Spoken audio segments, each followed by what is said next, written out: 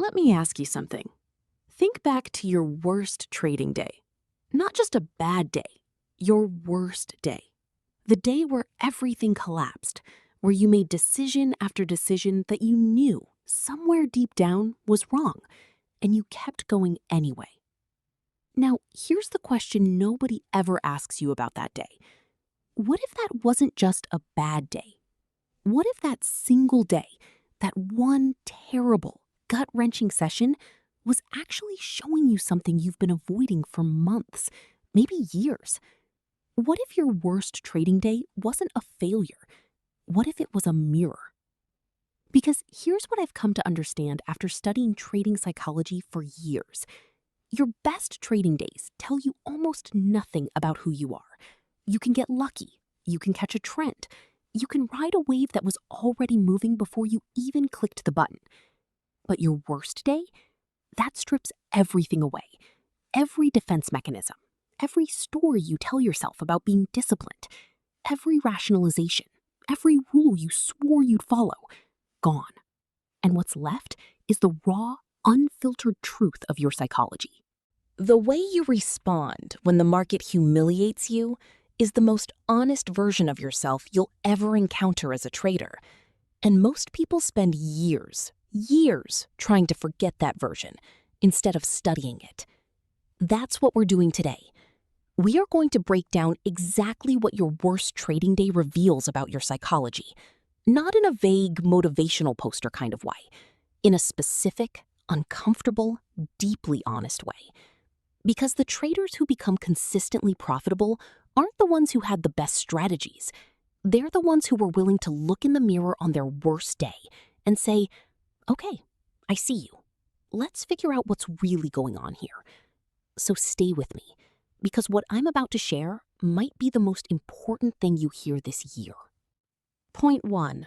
How you react to the first loss reveals your relationship with control.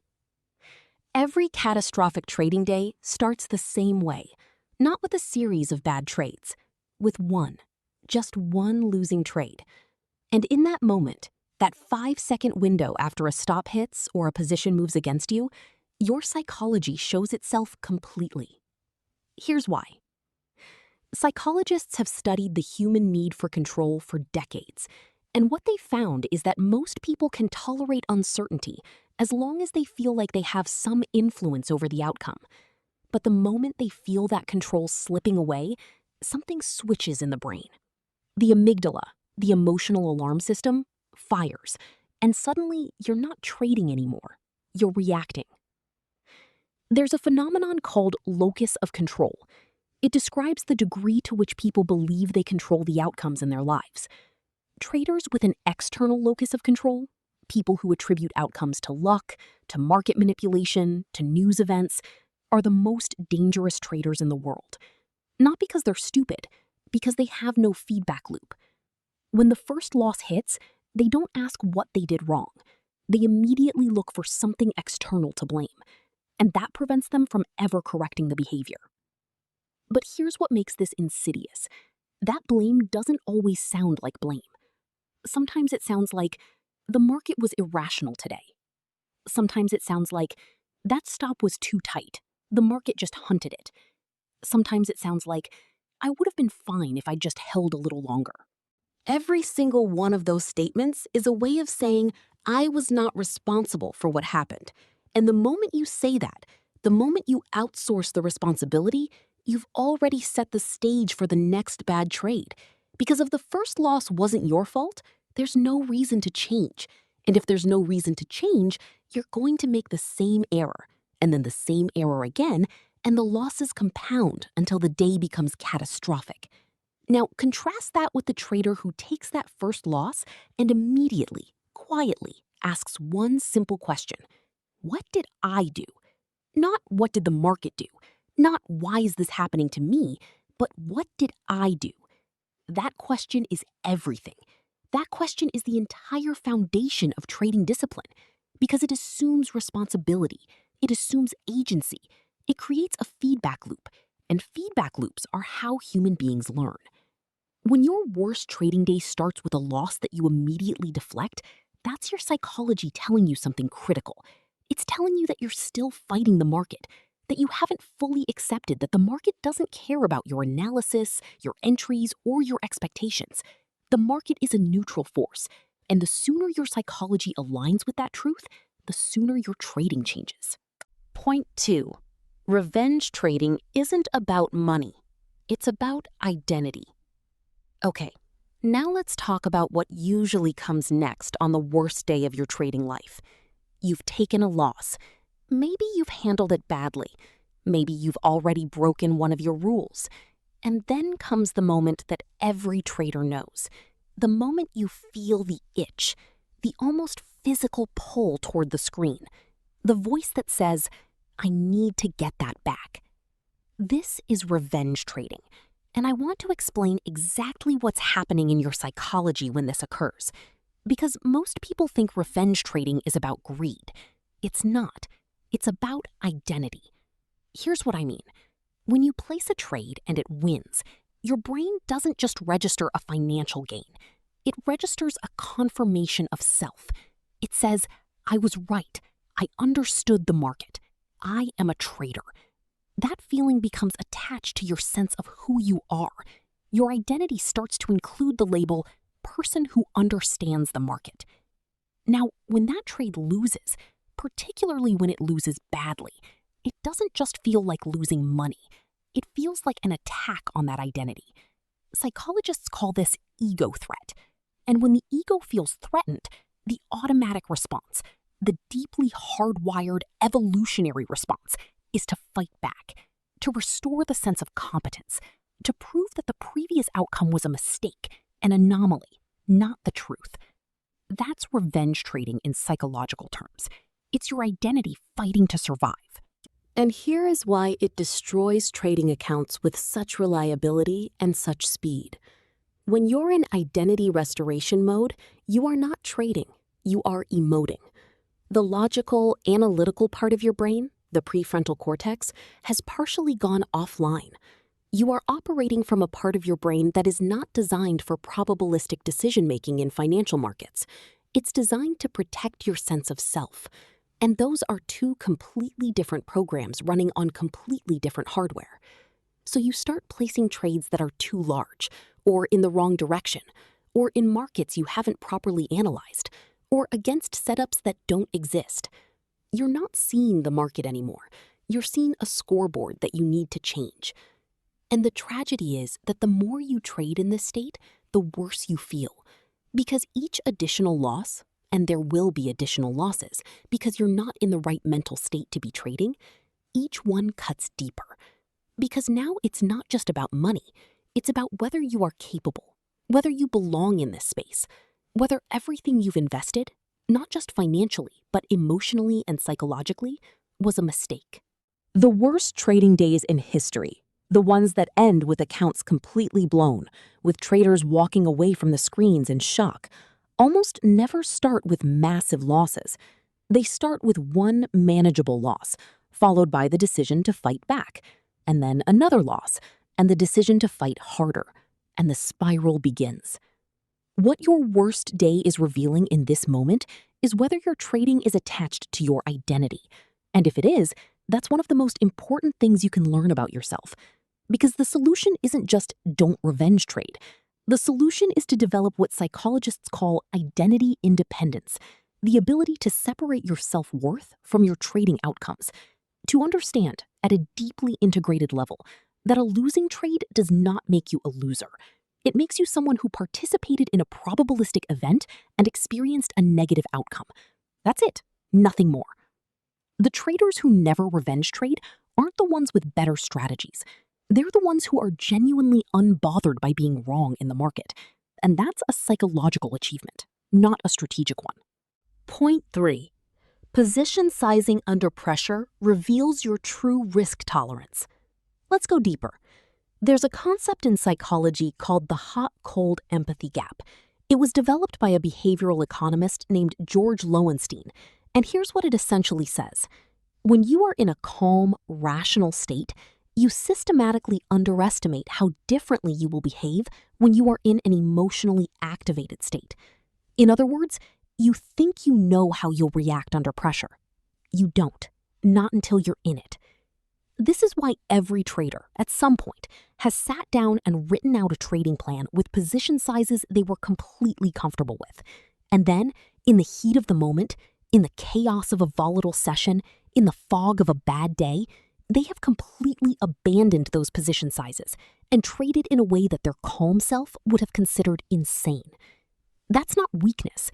That's the hot-cold empathy gap.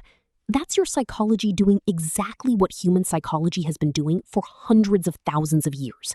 When the emotional temperature rises, the rules you made in the cold state feel abstract. They feel like they were made for a different situation, a calmer situation, not this situation. What your worst trading day reveals about this is profound. Look at your worst day and examine the position sizes. I can almost guarantee you that at some point, probably after the first or second loss, the size increased. Maybe dramatically, maybe subtly, but it increased. And that increase tells you exactly where your actual risk tolerance sits versus where you thought it sat. Because here's the truth about risk tolerance that nobody wants to say. The number you write in your trading plan is not your real risk tolerance. Your real risk tolerance is revealed by how you behave when you've already lost money, when you're stressed, when the screen is red, when you can feel your heart rate elevated. That is where you learn your actual relationship with risk. And for most traders, what they discover is that they have been systematically overestimating their psychological capacity for loss. They've been planning as if they were the calm, rational version of themselves, and then trading as the stressed, emotionally activated version. And those two people have completely different risk appetites. The solution, and this is where it gets practical, is to design your position sizing for your worst self, not your best self. Not for the version of you who sits down fresh, well-rested, clear-headed on a Tuesday morning. For the version of you who is 3 trades down, emotionally rattled, and feels the compulsive pull to make it back. Design your rules for that person, because that person is going to show up. They always do. If that person, your worst day self, can do maximum damage of 3% of your account because your position sizing doesn't allow anything more, then your worst day is survivable, maybe even recoverable. But if your position sizing on your worst day can scale to whatever your emotional state demands, you are building on a foundation of sand. Point 4. What you do after hour 2 reveals whether you have a trading process or just trading hopes. Here's something I want you to sit with. Most traders don't have a process. They have hopes dressed up as a process. There's a difference. A process is a defined, systematic sequence of actions that you follow regardless of outcome. A hope is a set of general intentions that dissolve the moment the environment becomes hostile. And there is no better diagnostic tool for determining which one you actually have than looking at what happens on your worst day, after the first 2 hours. Here's why the 2-hour mark matters. In the first hour or 2 of a bad day, most traders are still partially connected to their original plan. They might be bending the rules a little, they might be rationalizing decisions, but there's still some scaffolding from the original structure holding things together. But after 2 hours of losses, or 2 hours of fighting a difficult market, or 2 hours of escalating emotional pressure, that's when the scaffolding comes down. And what remains is what was always there underneath. If you have a real process, what remains is a return to structure. You look at your rules. You notice you've been breaking them. You stop. You might close the platform. You might take a walk. You do whatever your process demands when conditions are no longer favorable, and you accept that today is not your day. But if what you have is hope, what remains after 2 hours of a bad day is an escalating fantasy. The fantasy that the next trade will be the one that fixes everything. That if you can just find the right setup, or be brave enough to hold through the volatility, or size up enough to recover what you've lost, the day can still be turned around. That fantasy is one of the most psychologically seductive forces in all of trading, because it's dressed up in the language of resilience, of not giving up, of fighting back. We live in a culture that celebrates those who don't quit, and the market exploits that instinct without mercy. Quitting when you should quit is a skill.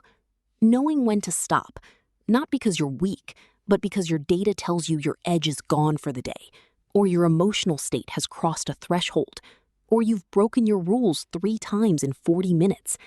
That's not weakness. That's advanced self-awareness. That's trading intelligence at its highest level. Your worst trading day will tell you clearly and honestly whether you know when to stop, whether you have a rule for when the day ends, whether you treat trading like a professional engagement that has defined start and stop conditions, or like an emotional battle that you're going to stay in until you win or until there's nothing left. Point 5. How you feel the next morning reveals whether you've actually learned anything. This one is the deepest of all. Your worst trading day is over. The markets have closed. The damage is done. You've sat with the shock of it, or the shame of it, or the numbness of it. And then you go to sleep, or you try to. And the next morning, in those first conscious moments before you've had time to construct a narrative, your psychology reveals its final truth about your relationship with trading. Some traders wake up and feel rage. They wake up ready to fight, ready to get back in and prove something. The overnight rest hasn't created reflection. It's just recharged the engine of revenge. That's the psychology of someone who is still at war with the market, and they're going to do it all again. Some traders wake up and feel shame. Deep, heavy shame that makes them want to disappear from trading altogether. They replay every decision, every error, every moment of weakness. They construct an internal narrative that says, I am not cut out for this. I am not the person I thought I was. That shame, if it goes unaddressed, is just as destructive as the rage, because shame doesn't teach. Shame paralyzes, it loops, and it erodes the confidence that consistent trading requires. But some traders, the ones who are genuinely developing, wake up and feel something different, something quieter. They feel curious. They want to understand, not to beat themselves up, not to rush back in, but to genuinely sit with the question, what happened yesterday? What did my behavior tell me? What patterns showed up that I need to take seriously? That curiosity is the foundation of everything. It's the foundation of the trader's journal that actually teaches you something, rather than just being a log of entries and exits. It's the foundation of the mindset work that actually changes behavior, rather than just motivation that fades by the following Wednesday. Curiosity is what transforms a worse day from a wound into a lesson. And it's available to every trader, but only the ones who have made peace with imperfection can access it. Because here's what curiosity requires. It requires that you be genuinely okay with discovering something unflattering about yourself. It requires that you be willing to see, maybe this is a pattern. Maybe this is something I've been doing for 2 years and rationalizing. Maybe the market didn't do this to me. Maybe I created this situation. And if I created it, I can understand how. And if I can understand how, I can change it. That is the psychology of a trader who grows. That is the mindset that separates the 7% who achieve consistency from the 93% who remain stuck. The closing. What to do with all of this? So here's where we land. Your worst trading day is one of the most valuable data sets you will ever generate as a trader. Not because of the money you lost, not because of the mistakes you made, but because of what it shows you about your psychology in its most undefended state. It shows you whether you take responsibility or deflect it. It shows you whether your trading is attached to your identity. It shows you what your real risk tolerance is, not your imagined one. It shows you whether you have a genuine process or a collection of intentions that dissolve under pressure. And it shows you whether your instinct after failure is to fight, to hide, or to learn. None of those revelations are comfortable.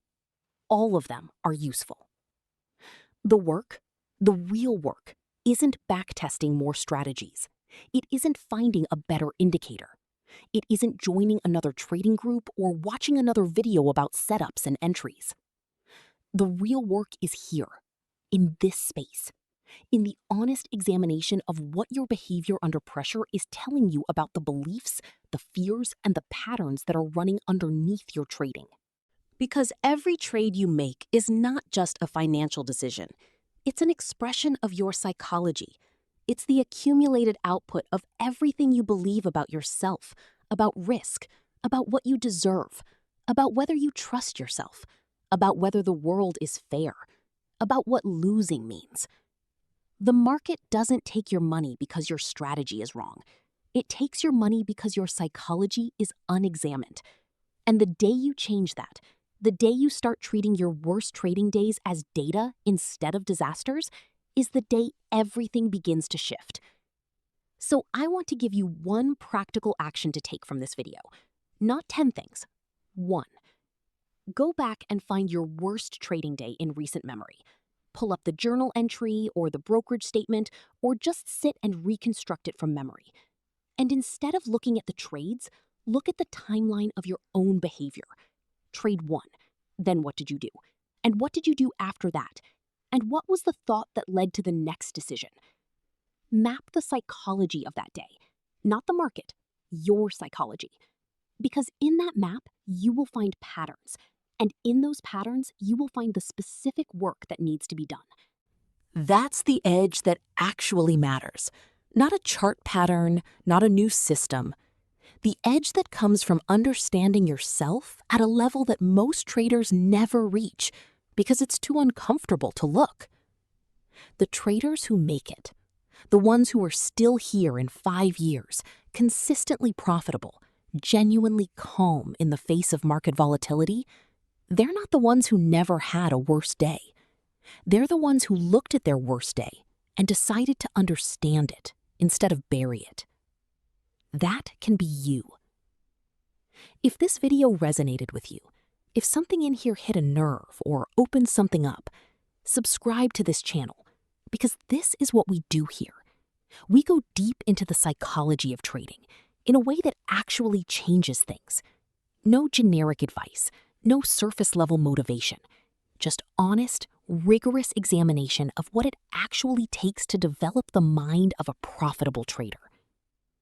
And if you know another trader, someone who is struggling, someone who is stuck in the cycle, someone who is having their worst days more often than their best, share this with them. Because the conversation that changes everything often starts with someone saying, "I found something you need to hear." The market will be there tomorrow. The question is, which version of you will show up to meet it?